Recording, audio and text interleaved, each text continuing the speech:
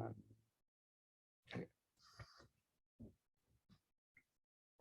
Hi, I'm Jack, and I'm a senior here at Tulane. I'm a communications major, and this is my journey through Tailor Your Life.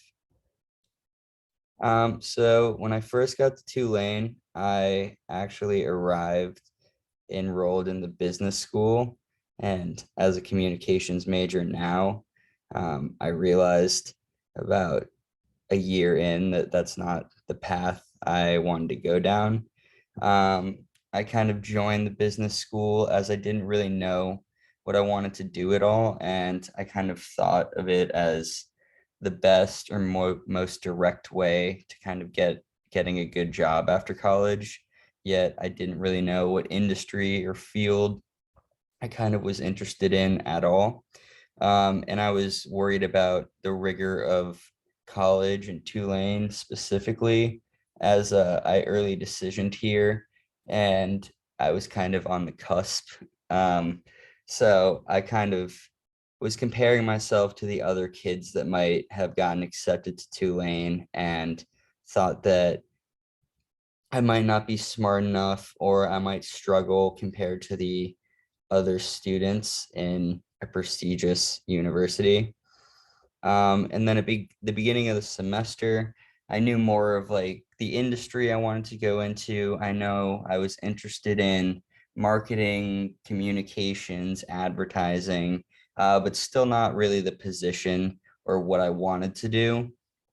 So when I first started applying to jobs, I would kind of just go on Handshake and find any job that had marketing or communications in the title and just open that in a new tab because I didn't really know what I wanted or what I should be looking for. I just knew kind of the field that I was qualified for. So I was kind of just looking to get a job, to have a job, and kind of relieve myself from the stress of looking. And also I knew that networking was important, but not really how to do it or how to kind of start a conversation, reach out to people. And I always felt anxiety or a little weird about reaching out to somebody that already has a job, as I didn't want to take up too much of their time or annoy them or anything. So talking about networking a lot and kind of how to conduct an informational interview, how to ask questions and make it sound more like a conversation than an interview helped a lot. And also just learning that people do want to talk to you and do have advice to give helped out a lot. So as you can see, both at the beginning of college and the beginning of the semester, kind of the common theme here is imposter syndrome. So at the beginning of college, kind of comparing myself to other students, and then now at the beginning of the semester, comparing myself to other applicants and kind of thinking I'm not qualified for a job, or at the beginning of school, thinking I might struggle at Tulane. So talking about imposter syndrome helps me out a lot as well. Kind of just learning that everybody goes through these feelings of not thinking you're good enough and not thinking you're qualified, and that it's kind of a normal part of transitioning to college or transitioning to real life.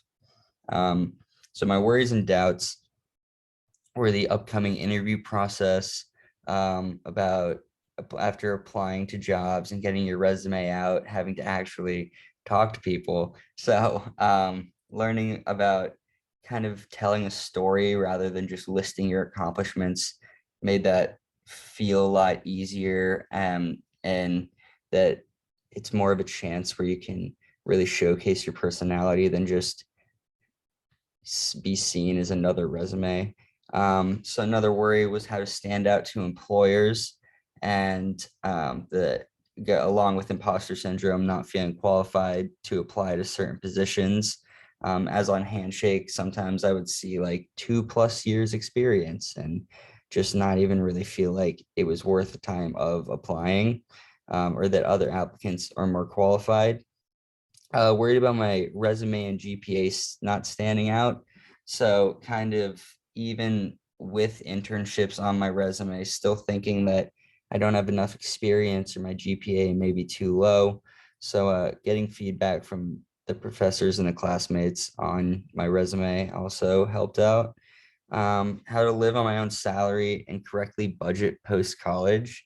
So throughout college, my parents still pay my rent and utilities and everything. So I've never really had to budget.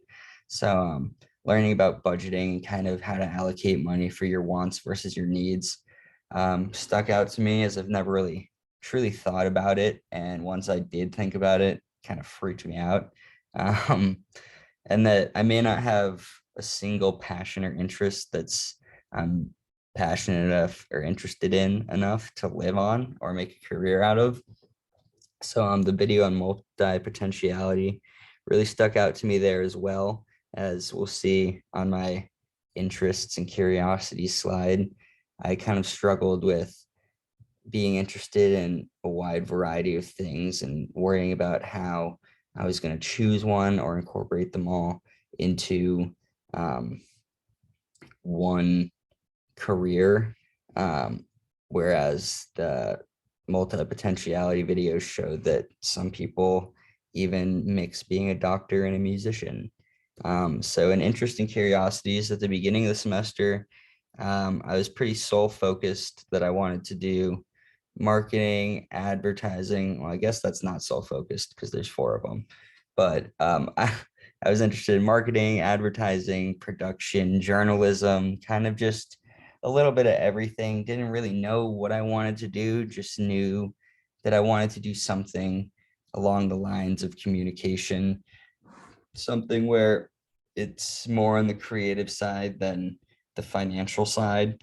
And then now I have, after conducting some informational interviews with my past internship boss, she told me I should start looking at communications and PR firms rather than marketing and advertising for certain companies.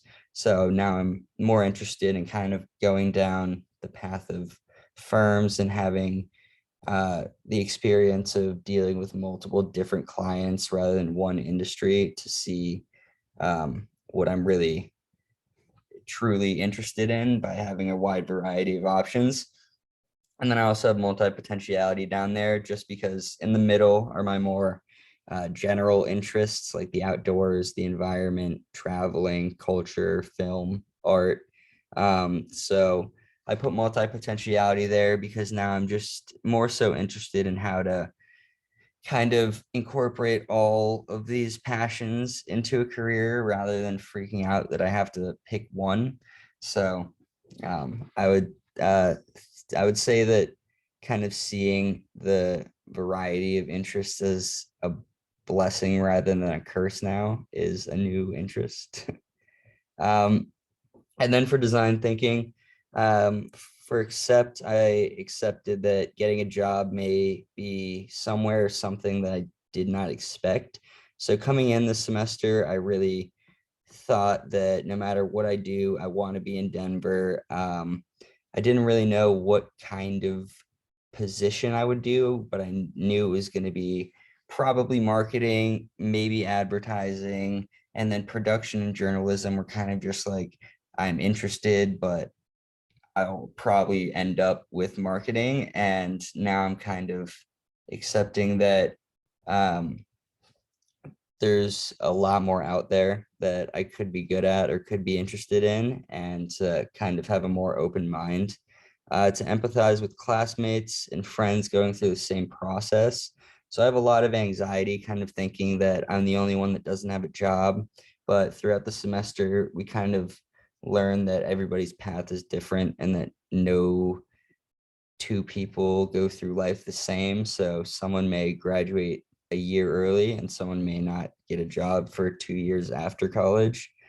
Um, and then define that I struggle with sticking to or staying interested in one subject. So back to multi-potentiality, just that there's a lot I'm interested in and a lot I want to try and experience. So I've always kind of struggled with how to narrow it down to one thing. So learning about multi-potentiality kind of opened my eyes that you can do more than one thing. And then to ideate this, to branch out to new careers in different cities and industries.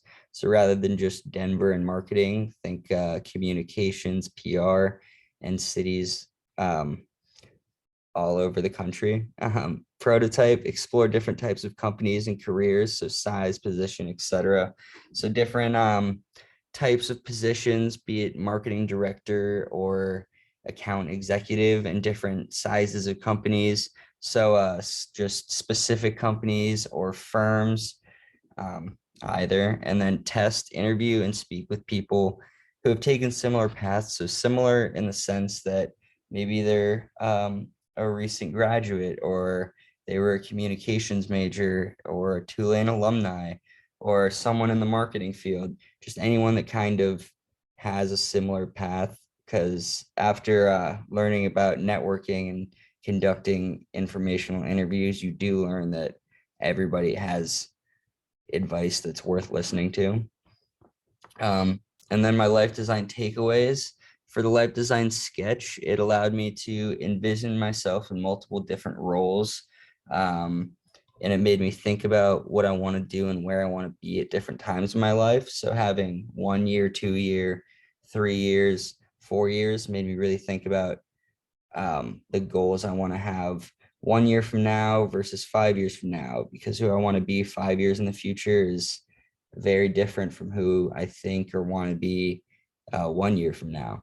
And it also made me think about how there are many possible career paths, even if I don't, or even if I decide to change which one I'm taking right now. So even if I go into marketing, I know that communications is always another industry I can go into, or production or the film industry. It allowed me to think about incorporating my passions, so finding a balance between my top of mind, which was just about a marketing position, and my with no constraints sketch, which had me dropping everything and traveling the world. So kind of finding a balance between what I want to do and what I should be doing. Then the life design interviews allowed me to speak with and connect with people that I would have otherwise not reached out to. And it allowed me to become more comfortable reaching out to people in the future and talking to people that I may be nervous to beforehand. And it relieves some of my anxiety when it comes to networking. And then where I am now, so this semester I spent most of the time prototyping and testing how to stand out in the communications field. Looking forward, I think I'm most interested in pursuing a career with a company involved in the environment, although I'm curious about production and the film industry as well. My biggest open questions when thinking about my future are: what kind of company will I be at in 10 years? And will I be happy with everything I've done and where I am in 10 years? To address these questions, my future prototypes include researching and trying an array of roles and activities to see what I truly love doing. I'm currently focused on trying to get an entry-level job and move to a new city.